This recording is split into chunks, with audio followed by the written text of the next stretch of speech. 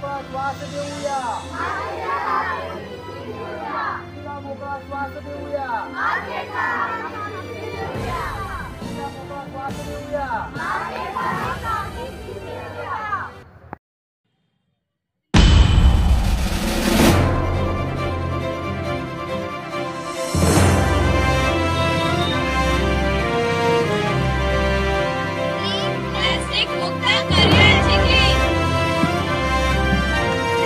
मी Saurabh Kulkarni, nodal officer, Chikhli नगर परिषद अंतर्गत आपले मुख्याधिकारी तथा प्रशासक श्री प्रशांत बिडकर सर यांच्या संकल्पनेतून स्वच्छता ही सेवा हा उपक्रम चिखली नगर परिषद व चैतन्य गुरुकुल या शाळेमार्फत आम्ही संगनमताने राबवत आहोत।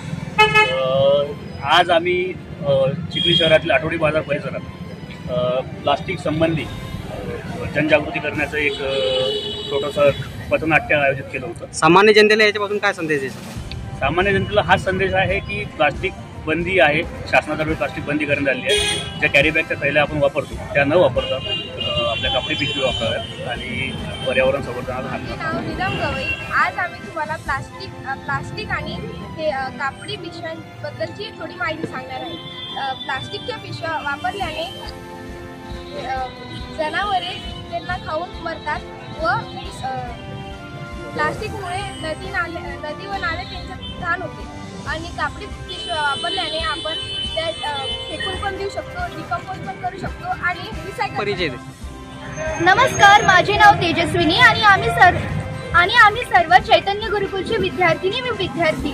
तुम्हाला माहित आहे का प्लास्टिक आपल्या पर्यावरणासाठी किती हानिकारक असते? प्लास्टिक हजारो वर्षापर्यंत मातीत तसेच पडून राहते। ते विघटनकारी घटक नसते म्हणून ते पर्यावरणाला हानिकारक असते। त्यामुळे प्राण्यांचा मृत्यू, पर्यावरणाला हानी असे खूप सारे दुष्परिणाम आपल्याला आता पाहायला मिळत आहेत। भविष्यात असे दुष्परिणाम घडू नये, आपली वसुंधरा, आपली पृथ्वी चांगली राहावी, स्वस्थ राहावी, सुंदर राहावी म्हणून आपण प्लास्टिकच्या कॅरीबॅगा न वापरता कागद व कपड्याच्या कॅरीबॅगा वापरून आपल्या वसुंधरेचे संवर्धन केले पाहिजे अशी माझी तुम्हा सर्वांना विनंती आहे। माझे नाव पार्थ संतोष जोगदंडे, मी चैतन्य गुरुकुल चिखली या शाळेचा विद्यार्थी। या ठिकाणी हा जो प्रोग्राम करत आहात तुम्ही, काय याचा उद्देश काय?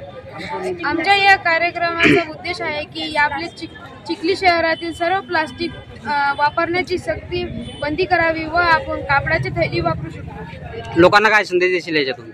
या संदेशातून बाजारात आपण खूप सारे काही सामान घेतो, त्यामुळे आपण जे दुकानदार असतात ते आपल्या सामान सोबत प्लास्टिकचे थैले देतात व ते आपण घरी गेले की ते फेकून देतात। त्यामुळे त्या मातीत दबतात व त्या हजारो वर्ष पुंजत नाही।